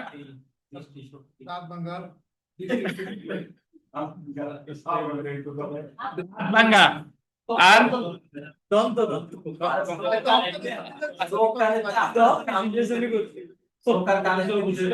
তো 335 চলে গেছে। আচ্ছা দেখেন, এমন কাজ 20 দিন পর্যন্ত শোনেন, আমি আমার ভাইভাতে যে আমার যে প্রশ্নটা করলো বিচারপতিরা, যে ঢুকলাম, ঢোকার পরে নাম ঠিকানা জিজ্ঞেস করার পরে এখন উনি জিজ্ঞেস করতে, আমার কেস ডায়েরি তো উনি হাতে নাই, হাতে না নিয়েই বলছে যে বলেন তো আপনার ডায়েরির সর্বশেষ কি কেস আছে, এই কেসের ফ্যাক্ট বলেন, মানে ওই কেসের কাহিনী কি, এই কাহিনী জিজ্ঞেস করছে। তো কাহিনী বললাম, কাহিনী বলার পর এখন বলতেছে যে এই কেসে কি কি ধারা আছে বলেন। বলার পরে এখন বলতেছে যে যে ধরেন যে একজন ব্যক্তির হাড়ও ভাঙে নাই, দাঁতও ভাঙে নাই, মারাত্মক জখমও হয় নাই, কিন্তু সে এমন ব্যথা পাইছে যে 20 দিন যাবত সাধারণ কাজকর্ম করতে পারতেছেন না। এটা কি গুরুতর আঘাত হবে কিনা? হবে? হবে। কোথায় বলা আছে? 8টার ভিতরে সর্বশেষে এটা বলা আছে। বুঝতে পারছেন? তো এজন্য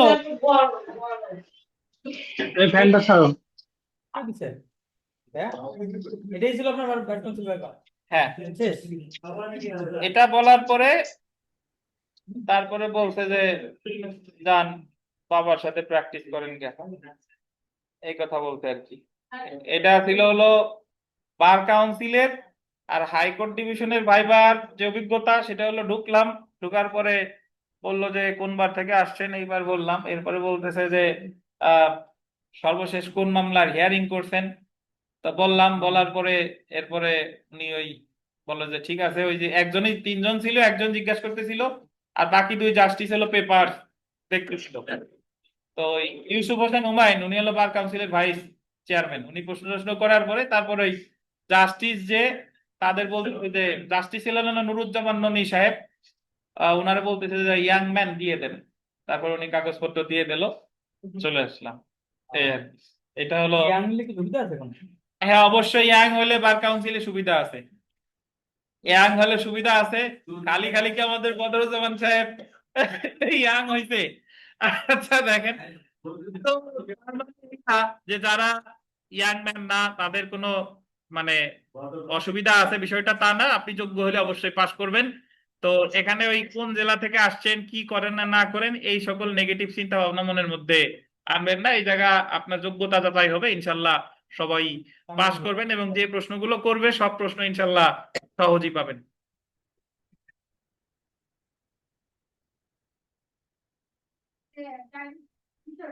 মানে ডায়েরি ওনারা খাওয়াটা না যায়, ওটা নাকি নিজে থেকে দিয়ে আমাদের সম্মুখীন হবে, এটা কি আমি তো আসলে ভিডিও দেখি নাই, এখন নিজে থেকে দেওয়ার ওই জায়গা কোনো বিধান নাই। নিজে থেকে ওই জায়গা বাইরে আপনাদের ভেতরে একজন লোক থাকে, ডায়েরি কি নেবে না না নেবে এটা আপনাদের যদি ভেতর থেকে একজন লোক, আমি আমি আমার অভিজ্ঞতা শেয়ার করি, ওখানে একজন লোক থাকে, ওখানে আপনাদের পেপার চেক করবে, চেক করার পরে তারপরে আপনাদের ডায়েরি থাকলে, আমার যেটা হয়েছিল 2014 সালের ভাইভাতে, ডায়েরিটা সে নিছে, পেপারস গুলো সে নিছে, আর ডায়েরি যদি আমার হাতে থাকেও এটা তো আমি হাতে নিয়েই ওই জায়গা থাকবো, বসতে বললে ডায়েরি আমার হাতেই থাকবে।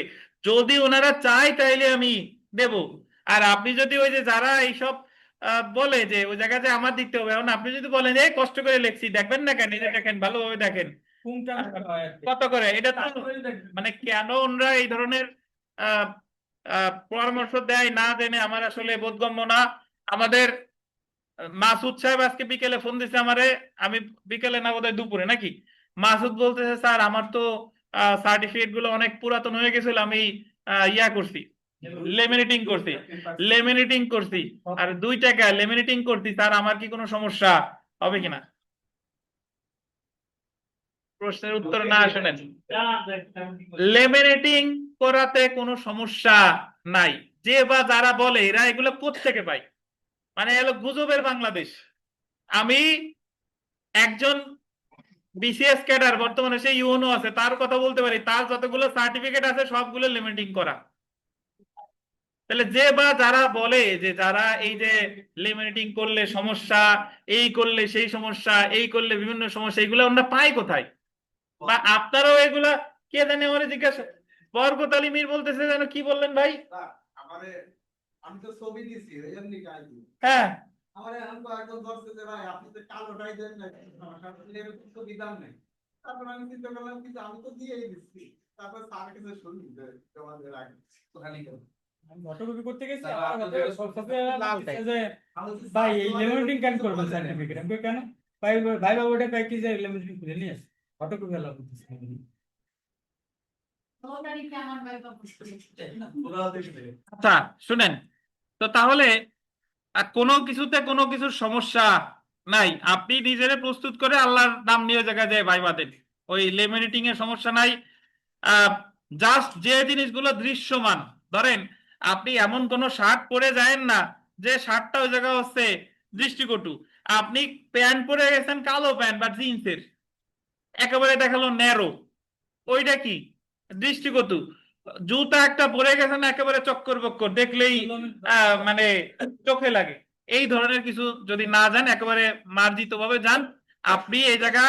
আমি একটা কথা বলি, সেটা হলো বাংলাদেশ বার কাউন্সিলে যারা আপনারা ভাইবা দিতে যে প্রশ্ন করবে, ওই প্রশ্ন উত্তর অলরেডি আপনারা জানেন, আর আপনার ভাইবার অর্ধেকের বেশি হয়ে আছে। যার প্রিলি রিটেন ভালো হয়েছে অলরেডি আগায় আছেন, ওই জায়গা খালি যাবেন আর আসবেন, যাবেন আর আসবেন, ঠিক আছে? তো তার মধ্যেও আমরা যাওয়া আসার চেষ্টা থাকার পরেও, তারপরেও তো আমাদের প্রস্তুতি তো থাকতে হবে। আমরা তো এই জায়গা তো একেবারেই মানে নিয়ে যাব না। আচ্ছা যাক, দণ্ডবিধিতে যেখানে ছিলাম সে জায়গায় আসি। ওই চুরির সংজ্ঞা জেনে নিয়েন। তো তার আগে একটু বলি, সেটা হলো অপহরণ আর kidnapping and abduction. Sir, kidnapping এর ক্ষেত্রে বয়স একটা বিষয়, কিন্তু অ্যাবডাকশনের ক্ষেত্রে বয়সের কোনো বিবেচ্য বিষয় নাই। অ্যাবডাকশনের ক্ষেত্রে ছলনা থাকবে আর বলপূর্বক মানে থাকবে, জোরপূর্বক নিয়ে গেছে। বুঝতে পারছেন? তারপরে আহ চুরির সংজ্ঞা দিছে কততে? 378। কোন ধরনের সম্পত্তি? অস্থাবর। চুরির শাস্তি 379-তে। কত বছর? 3 বছর। ঘরের চুরি 380, চাকর কর্তৃক চুরি 180, প্রস্তুতি মৃত্যু আঘাতের প্রস্তুতি নেওয়ার পর চুরি 382। নাকি জিজ্ঞাসা করে ভাইবাতে এক্সটর্শন কি? চাঁদাবাজি বা বলপূর্বক গ্রহণ। দূরবর্তী ভয় দেখায় কিছু আদায় করলে। এখন উনি যদি বলে দূরবর্তী কি 1 তলা থেকে 10 তলা, না, দূরবর্তী ভয় মানে হলো আমি সাথে সাথে তারে ভয় দেখাচ্ছি না, বললাম যে 1 মাসের মধ্যে যদি 10 লাখ টাকা না দাও তাহলে তোমার হত্যা করা হবে। এটা হলো দূরবর্তী ভয়, এটা হলো চাঁদাবাজি। যদি বলে 84-86 বা 84-85 মধ্যে পার্থক্য কি? 84-তে হলো চাঁদাবাজি, ভয় দেখাইছে, টাকা পয়সা নিয়ে নিছে, আর 85-তে হলো জাস্ট ভয়ে রাখছে, টাকা পয়সা কোনো নেয় না, এটা হলো 85। বুঝছেন? আর দস্যুতা বা ছিনতাই সংজ্ঞা 390 আর শাস্তি 392। কালকে একজনের প্রশ্ন করছিলাম, উনি বললো দস্যুতার শাস্তি যাবজ্জীবন কারাদণ্ড। না ভাই, 392-তে দস্যুতার শাস্তি 10 বছর সশ্রম, আর রাতের বেলায় করলে রাজপথে তাও 14 বছর সশ্রম। ডাকাতির সংখ্যা 391, শাস্তি 395, যাবজ্জীবন বা 10 বছর সশ্রম এবং সেই সাথে অর্থদণ্ড। এইটুকু মনে রাখলে হবে। 393 ভি হয়। দস্যুতা সংগঠনকালে আঘাত করলে 394 দিন। খুন-সহ ডাকাতি 393। এটা বহুবার বলছি, আশা করি জানেন। যাদের কেস ডায়েরিতে 406, 420 আছে এটা জেনে নিবেন। 406 ক্রিমিনাল ব্রেস অফ ট্রাস্ট, 420 হচ্ছে চিটিং, চিটিং করে মূল্যবান জামানত টাকা পয়সা নিয়ে নিছেন। 406 হলো জামিন অযোগ্য, 420 জামিন যোগ্য। ঠিক আছে? বলে যে পজেশন অফ স্টোলেন প্রপার্টি কততে? 411। 411 শাস্তি কত? 3 বছর। শাস্তি 3 বছর। না না না না,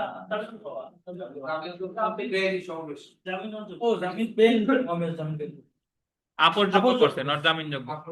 আচ্ছা, আর এই তো এগুলাই। জালিয়াতিটা সংজ্ঞা জেনে নিয়েন, 463। আর মেকিং ফলস ডকুমেন্ট 464। জালিয়াতির সাজা 2 বছর। জালিয়াতির সাজা 2 বছর 465। 506টা জেনে নিয়েন। 506 ক্রিমিনাল ইন্টিমিডেশনের শাস্তি প্রথম ভাগে 2 বছর আর দ্বিতীয় ভাগে 7 বছর। 509 ইপটিজিং 1 বছর বিনাশ্রম।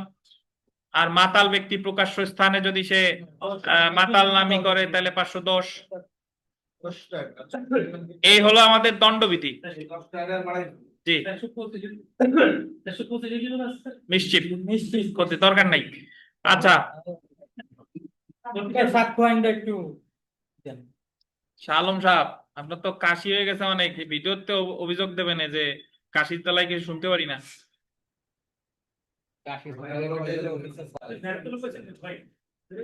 আচ্ছা, আমরা দেওয়ানি সরি মানে সিআরপিসি এন্ড পেনাল কোড এই দুইটা হলো। আসেন আমরা দেওয়ানি খুব সংক্ষেপে একটু জেনে নিই। দেওয়ানি, এই দেওয়ানি সবগুলোই বলে দিব আজকে।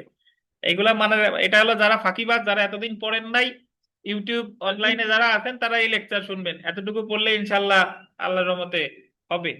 তো দেওয়ানিতে প্রথম যেটা মনে রাখেন, ডিক্রি আদেশ কাকে বলে এটা জেনে নিয়েন। যে আরজির প্রেক্ষিতে আদালত যেটা দেয় সেটা ডিক্রি। ডিক্রির মাধ্যমে পক্ষগণের অধিকার চূড়ান্তভাবে নির্ধারিত হয়, আদেশের মাধ্যমে চূড়ান্তভাবে নির্ধারিত হয় না। আর ডিক্রি বা আদেশ কেন দিল? মৃত্যু সময়ের বর্ণনারে বলে কি? রায়। হ্যাঁ, তো এরপরে মধ্যবর্তী মুনাফা মনে রাখেন। বেআইনি ভাবে দখল তার ব্যক্তি স্বাভাবিক পন্থায় যে লাভ করে সেটারই বলে মধ্যবর্তী মুনাফা। কালকে অনেকজনে জিজ্ঞাসা করছিলাম, ভাইভাতে জিজ্ঞাসা করে যে বাটোয়ারা সম্পর্কে কোথায় বলা আছে? 54 ধারা আর 20 আদেশের 18 বিধি। 54 ধারা আর 20 আদেশের 18 বিধি। দেওয়ানি প্রকৃতির মামলা বা মামলা আমলে নেওয়া 9 ধারা। কত ধারা? 9 ধারা। রেস সাবজুডিস 10 ধারা, রেস জুডিকাটা 11 ধারা। জানতে হবে সংজ্ঞা, রেস জুডিকাটা কারে বলে, রেস সাবজুডিস কাকে বলে জানেন? সুজন সাহেব, রেস জুডিকাটা কাকে বলে বলেন? নিষ্পত্তি হয়ে গেছে। এরকম বললে হবে? একই পক্ষগণের মধ্যে একই বিচার্য বিষয় নিয়ে একটা সম্পূর্ণ আদালতে একবার যদি কোনো বিষয় নিষ্পত্তি হয়ে যায়, তাহলে সেম বিষয় নিয়ে আর মামলা করলে দ্বিতীয় মামলা কি হবে? রেস জুডিকাটা দ্বারা পারিত হবে। ঠিক আছে? তো এরপরে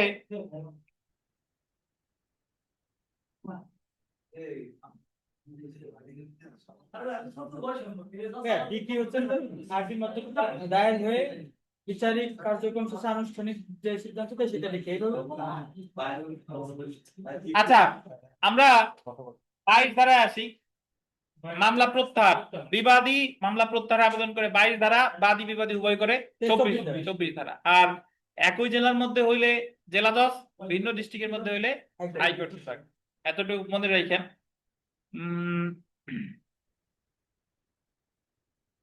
মামলা আসেন আমরা আদেশ 1। আদেশ 1-এ অনেক সময় জিজ্ঞেস করে ভাই, শুধু ভাইবার সময় জিজ্ঞেস করবে, বলবে যে অর্ডার এততে কি আছে বলেন, title.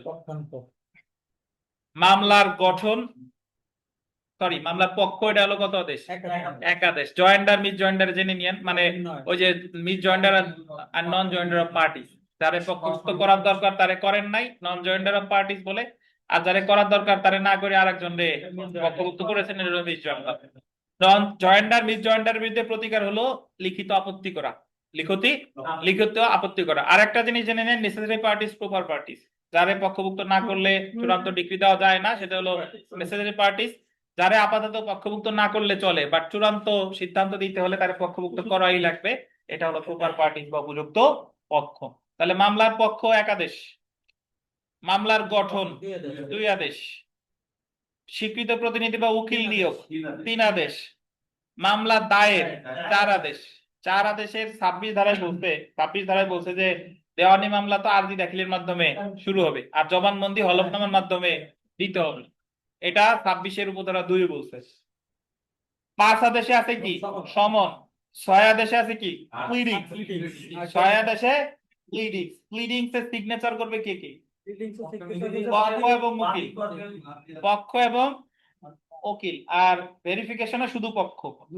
Amendment of pleadings, VVI জিজ্ঞেস করবে যে অ্যামেন্ডমেন্ট 6 আদেশের কত বিধিতে? 117। এরপরে 7 আদেশে আছে প্লেইন্ট। প্লেইন্টের মধ্যে মানি জিজ্ঞেস করবে যে মানি সুট আছে কততে? 7 আদেশের 2। নোট দিছি না? 7 আদেশের 2। তারপরে return of plaint, rejection of plaint 7-এর 10, 7-এর 11 বিবিআই 7-এর 10, 7-এর 11 পার্থক্য জিজ্ঞেস করতে পারে, মনে রাখতে হবে। এরপরে লিখিত জবাব 8 আদেশ। লিখিত জবাবের মধ্যে সর্বোচ্চ কত দিন? 60 কার্য দিবস। লিখিত জবাব 60 কার্য দিবসের মধ্যে না দিলে এক্সপার্টি ডিসপোজ হবে। Ex parte dispose. প্রতিকার কি? রিভিশন। সেট অফ জানতে হবে, সেট অফ 8 আদেশের 6। লিগ্যাল সেট অফ আর একটি equitable set of. Legal set of 2টা দাবি সুনির্দিষ্ট, ইকুইটেবল সেট অফের ক্ষেত্রে অনির্দিষ্ট অর্থ। লিগ্যাল সেট অফ অধিকার হিসেবে দাবি করা যায়, ইকুইটেবল সেট অফ অধিকার হিসেবে দাবি করা যায় না। লিগ্যাল সেট অফ এর ক্ষেত্রে আপনার একই ট্রানজাকশনের হতে পারে, নাও হতে পারে। ইকুইটেবল সেট অফ এর ক্ষেত্রে সেম ট্রানজাকশনের হতে হবে। দরকার নাই, দরকার নাই। 9 আদেশ জিজ্ঞাসা করতে পারে আরজি খারিজ কেন হয়, মামলা খারিজ কেন হয়। আরজিতে ত্রুটি থাকলে আরজি খারিজ, আর বাদীর ত্রুটি থাকলে মামলা খারিজ। 9 আদেশের 4টা বিধিতে মামলা খারিজ হইতে পারে, 2, 3, 5, 8।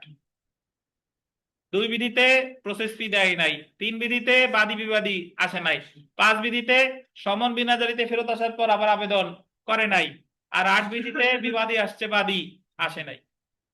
আর একতরফা ডিক্রি হয় 9 আদেশে 6। জিজ্ঞাসা করতে পারে স্থানী মামলা কারে বলে। স্থানী মকদ্দমা, স্থানী মকদ্দমা বা মিসেলেনিয়াস কেস।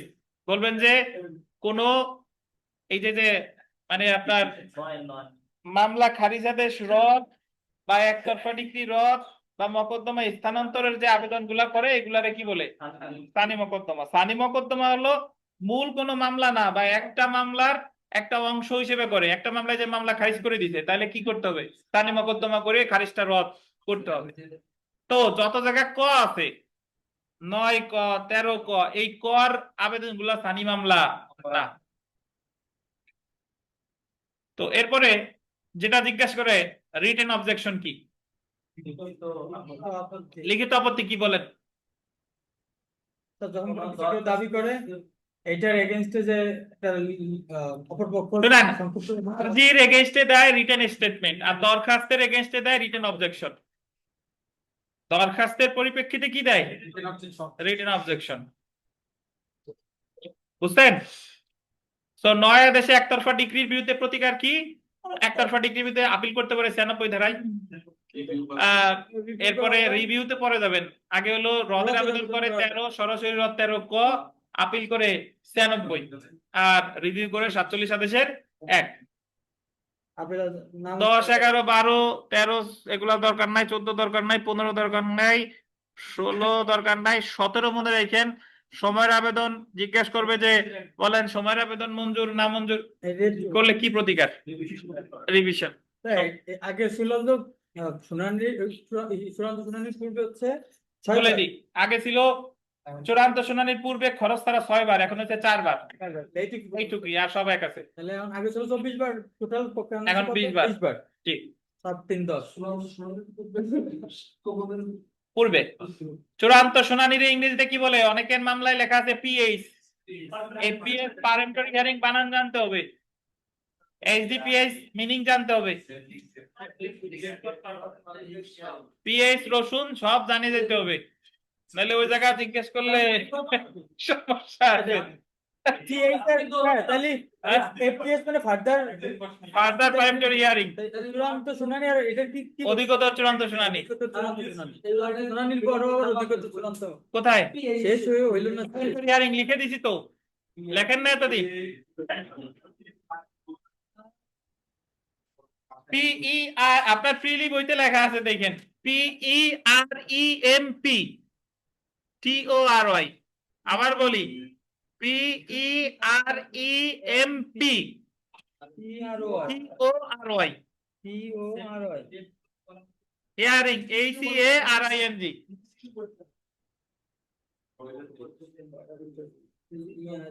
রিটেন শিটেও আছে। আচ্ছা, তো যে জিনিসটা মনে রেখেন, দেওয়ানি মামলার ধাপ জিজ্ঞেস করবে।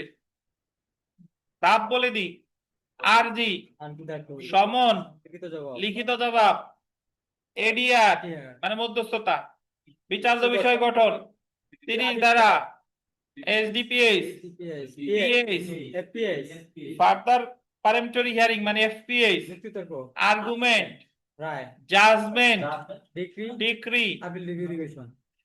এই পর্যন্ত থাকলেই হবে ইনশাল্লাহ।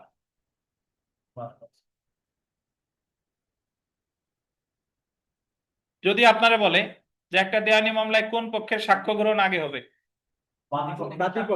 18 আদেশে বলছে আগে হবে কার? বাদী পক্ষের। এফিডেভিট আছে 19 আদেশ। যদি বলে যে জাজমেন্ট সংশোধন করে, রায় সংশোধন করে কত ধারা? 152, 20 আদেশের 3 আর 152, যে ক্লারিক্যাল মিস্টেক, অ্যারিথমেটিক্যাল মিস্টেক, এইগুলা। রায় এবং ডিক্রিতে কোন তারিখ থাকে? একই তারিখ থাকে। কোন ধরনের ডিক্রির ক্ষেত্রে জারি মামলা করা লাগে না?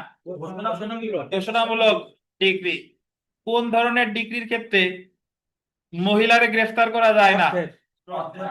না, অর্থ না। ডিক্রির ক্ষেত্রে দাম্পত্য সম্পর্ক পুনরুদ্ধার। এখন অর্থের মামলায় গ্রেফতার করা যায়। আপনাদের চেঞ্জ হয়েছে? হ্যাঁ, তো মনে রাখেন, কায় মোকাম কারে বলে? বাদী বা বিবাদীর পক্ষভুক্তির প্রক্রিয়ারে বলে কায় মোকাম।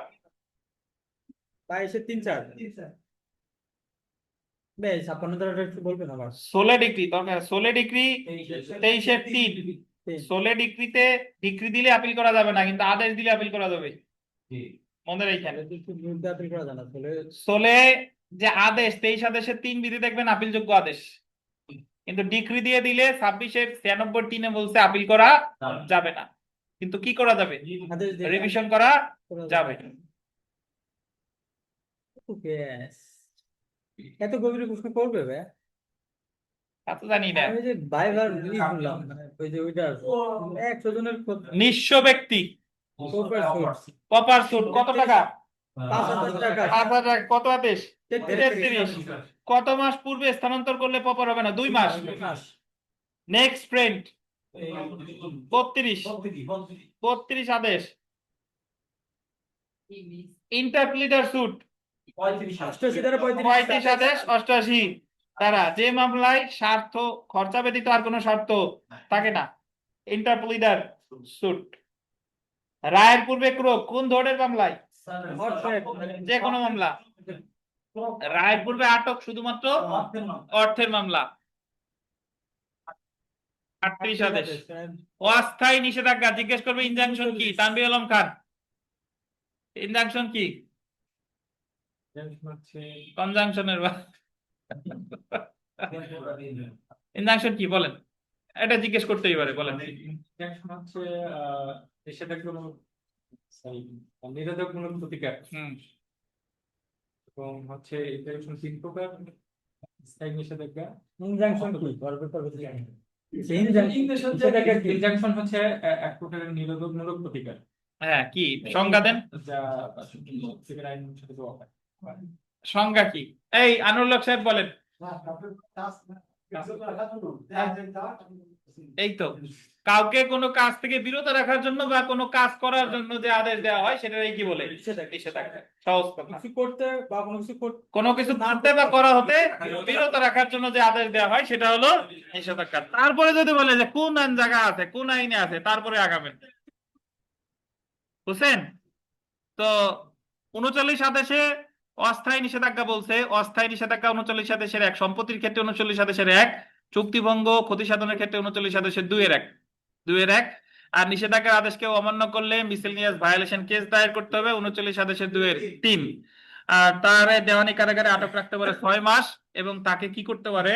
তার সম্পত্তি ক্রোক করতে পারে সর্বোচ্চ 1 বছর। এর পরেও যদি ভায়োলেশন করা বিদ্যমান থাকে তাহলে ক্রোককৃত সম্পত্তি বিক্রি করে দিতে পারে। এবং অস্থায়ী নিষেধাজ্ঞা রিলেটেড কিছু হইলেই প্রতিকার হলো কি? আপিল। আপনারা জিজ্ঞেস করবে যে কনস্টিটিউশনের ব্যাখ্যা সংক্রান্ত বিষয়াবলী কোন আদেশে আছে? ব্যাখ্যা 27 ক। আমারে সর্বশেষ 16 BGS এর ভাই বাতে সৈয়দ মাহমুদ হোসেন সাবেক চিফ জাস্টিস জিজ্ঞেস করছে, বলে যে 27A অর্ডারে কি আছে? সংবিধানের ব্যাখ্যা সংক্রান্ত যে বিধানাবলী এটা আছে 27 ক আদেশে। বুঝছেন? আচ্ছা, আপিলযোগ্য আদেশ কততে? 43 আদেশ আর 104 ধারা। হ্যাঁ হ্যাঁ আদেশ আদেশ বলছি, আদেশ 27 ক। এই তো পড়ছিলাম। আচ্ছা, তারপরে যেটা মনে রাখবেন, আপিলযোগ্য আদেশ 43 আদেশ কয়টা আদেশ আছে? 25টা। আর ধারা কত? ধারা 104। ধারা 104। জিজ্ঞাসা করবে 45 আদেশে কি আছে? আপিল বিভাগে আপিল। 46 আদেশে কি আছে? আরে না 46 নাই 46 আছে রেফারেন্স। 46 আদেশে কি আছে? ধারা 46 আদেশ রেফারেন্স। রেফারেন্স এখতিয়ার আছে শুধুমাত্র কার? হাইকোর্ট বিভাগের। আর নিঃস্ব ব্যক্তির আপিল আছে 44 আদেশ 3344।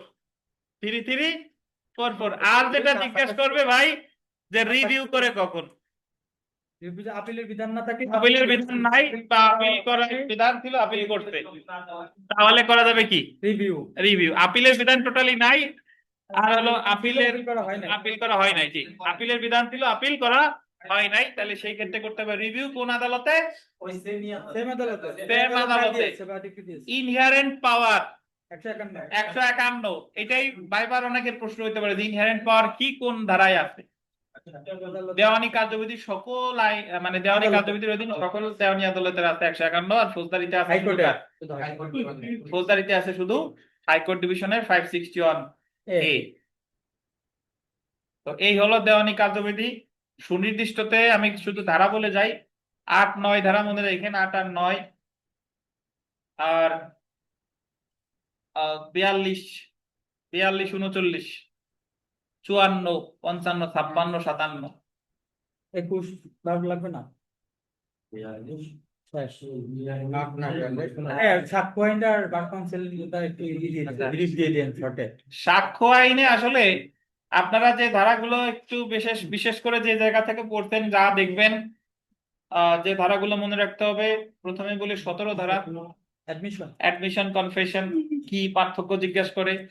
তারপরে 24 থেকে 30 ধারা, বিশেষ করে 28 ধারা পর্যন্ত, 27 ধারা পর্যন্ত ভালোভাবে দেখেন যে পুলিশের কাছে স্বীকারোক্তি দেওয়া যায় কিনা, দেওয়া গেলে কখন যায়, এই জিনিসগুলো দেখতে হবে। তারপরে dying declaration 32-1, dying declaration 32-1, dying declaration সম্পর্কে ভালোভাবে জানতে হবে। ওই 8টা টোটালি জানার দরকার নাই, শুধু দেখবেন কি ডাইং ডিক্লারেশন। ডাইং ডিক্লারেশন দেওয়ানি ফৌজদারি সকল মামলায় দেওয়া যায়, পুলিশের কাছেও দেওয়া যায়। আর ডাইং ডিক্লারেশন তো জানলেন, এরপরে জানেন যে দেওয়ানি ফৌজদারিতে, সরি সাক্ষ্যতে রেস জুডিকাটা আছে কত ধারায়? 40 ধারায়। Expert opinion 45। এখন কয়টা ক্ষেত্রে? 13টা ক্ষেত্রে, এটা জানেন। জুডিশিয়াল নোটিশ 55, 56, এরপরে বর্তমানে সাক্ষ্য কত প্রকার? 3 প্রকার: 3 প্রকার। মৌখিক, দালিলিক আর ফরেনসিক সাক্ষ্য। মৌখিক, দালিলিক আর ফরেনসিক সাক্ষ্য। তারপরে প্রাইমারি এভিডেন্স, সেকেন্ডারি এভিডেন্স, মানে 62 আর 63। এরপরে জানবেন হচ্ছে সরকারি দলিল, বেসরকারি দলিল 74, 75। এরপরে জানবেন হচ্ছে 90 ধারা, 90, 30 বছরের পুরাতন দলিল, বিবিআই। তারপরে প্রমাণের দায়ভার কি? ফৌজদারি মামলা কে প্রমাণ করবে, দেওয়ানি মামলা কে প্রমাণ করবে, ফৌজদারি মামলা প্রমাণের মানদণ্ড কি, আর দেওয়ানি মামলা প্রমাণের মানদণ্ড কি? সম্ভাব্য ভারসাম্যপূর্ণ প্রমাণ, এটা হলো ফৌজদারি, সরি দেওয়ানি। আর বিয়ন্ড রিজনেবল ডাউট, এটা হলো ফৌজদারি। বাকি এস্টোফেল জানবেন, সংজ্ঞা 115। তারপরে শিশু সাক্ষী হতে পারে কিনা 118, বোবা সাক্ষী 119। যেটা ভালোভাবে জানতে হবে সেটা হলো যে অ্যাকমপ্লিস কত ধারা আছে? 133। যেটা জানতে হবে examination in chief, cross examination and re examination, এগুলো আসলে কি? 137। লিডিং কোশ্চেন বিবিআই, লিডিং কোশ্চেন কি, কখন করা যাবে, কখন করা যাবে না। এরপরে হস্টাইল উইটনেস 154। তারপরে আছে হচ্ছে আপনার রিফ্রেশিং মেমোরি 159। আর আদালত কখনো কোনো সাক্ষীর প্রশ্ন করতে পারে কিনা কত? 165। এই তো আমার সাক্ষ্য আইন, সাক্ষ্য আইন। আচ্ছা, এরপরে আমরা তামাদিও শেষ করে দিই। তামাদিও তামা করে ফেলে আসেন। তো তামাদির যেটা অবশ্যই জানতে হবে সেটা হলো 5 ধারা, কন্ডোনেশন অফ ডিলে। এখন কন্ডোনেশন অফ ডিলে যে শুধু 5 ধারায় আছে তা না, এটা 14তেও আছে। মূল মামলার ক্ষেত্রে 14 আর অন্যান্য ক্ষেত্রে 5। তারপরে লিগাল ডিসেবিলিটি, বৈধ অপারগতা কি, কে দাবি করতে পারে। তারপরে ইফেক্ট অফ ফ্রড 18 ধারা, ইফেক্ট অফ ফ্রড কত? 18। তারপরে আর জানবেন easement, easement and adverse possession 26, 28, 26, 28। 27 না জানলেও সমস্যা নাই, বহুত কষ্ট বেশি আপনাদের 27 পড়াতে যাইয়া। 26 আর 28 জানেন খালি। ইজমেন্ট দীর্ঘকাল জানিত ভোগ দখলের অধিকার।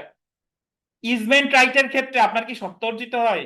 না, অধিকার, পানি খাওয়ার অধিকার, পড়ার অধিকার, এইগুলা। এটা পজিটিভ হইতে পারে, নেগেটিভ হইতে পারে। আর ইসের ক্ষেত্রে, অনুচ্ছেদের ক্ষেত্রে মনে রাখেন ওই যে কিছু কিছু পরিচিত অনুচ্ছেদ, 9, মানে 8-9 বলতে 8-9 রয়েছে যে 142, 144, 3 অনুচ্ছেদ। তারপরে 120, তারপরে মৃত্যুদণ্ডের আপিল 150। এইগুলো একটু জেনে রাখেন কতিপয়। আর সর্বশেষ আজকে যেটা বলি সেটা হলো যে আপনার কি বলে বাংলাদেশ বার কাউন্সিল। বাংলাদেশ বার কাউন্সিলের কিছু প্রশ্ন করলে আপনারা পারেন না, আপনি একটা জিনিস মনে রাখবেন, ট্রাইব্যুনাল, ট্রাই মানে কত জানেন? 3। তো ট্রাইব্যুনালের সদস্য কয়জন? 3 জন। বুঝছেন? ট্রাইব্যুনালের সদস্য 3 জন। আর এনরোলমেন্ট কমিটির সদস্য হচ্ছে 5 জন। আর বাংলাদেশ বার কাউন্সিলের সভাপতি কে? বাংলাদেশ Attorney General, উনি কি আছেন এখনো? আছে জানি না, নামও জানি না। ওনার নাম কি? আমার নাম মনে থাকে না আর কি ওনার। মাননীয় অ্যাটর্নি জেনারেল। হ্যাঁ, মাননীয় অ্যাটর্নি জেনারেল বললেন। অ্যাটর্নি জেনারেলের পদের মেয়াদ কতদিন? নির্দিষ্ট নাই। কে নিয়োগ দেয়? রাষ্ট্রপতি, বাংলাদেশ সংবিধানের 164 অনুচ্ছেদ অনুসারে। বুঝছেন? আর অ্যাডভোকেটটা যদি অসদাচরণ করে তাহলে অভিযোগ জানাইতে হবে কোথায়? ট্রাইব্যুনালে। তারে ভর্ৎসনা করতে পারে নাকি? 30 ধারা। ভর্ৎসনা বা তিরস্কার করতে পারে, অথবা তারে সাময়িক বরখাস্ত করতে পারে বা স্থায়ীভাবে অপসারণ করতে পারে। আর প্রতিকার হলো রিভিউ অ্যান্ড আপিল। রিভিউ করলে করবে, অথবা করবে কি? আপিল। কোথায়? হাইকোর্ট ডিভিশনে। আর যদি কোনো টাউট মানে হলো যে আইনজীবী না কিন্তু আইনজীবীর মতো আচার আচরণ করে, তাহলে তার সাজা হবে 6 মাস 41 অনুচ্ছেদ অনুসারে। 41 অনুচ্ছেদ অনুসারে। আর কখনো মুখ ফসকেও বলেন না যে canons of professional conduct and etiquette, বলেন যে পেশাগত এবং শিষ্টাচার বিধিমালা, canons of professional conduct and বলতে পারেন, কিন্তু বানান শিখে যাইয়েন। আর ওই জায়গাতে আপনারা এমনিতে একটু মানসিক ভাবে মানে প্রেসারে থাকবেন, যে জিনিস জানেন সেই জিনিসও নার্ভাসনেসের কারণে ওই জায়গায় এদিক সেদিক হয়ে যাবে। তো আশা করি আপনারা সব পারবেন, ভাইবা খুব সহজ হবে ইনশাল্লাহ। সবাই অ্যাডভোকেট হয়ে যাবেন। আপনাদের এই সামনে খালি পার্টি আর পার্টি আসতেছে, খালি একটু অপেক্ষা করেন রেজাল্টটা পাবলিশড হোক, তারপরে আর খানলো একাডেমিতে ডাই কেউ পাওয়া যাবে না।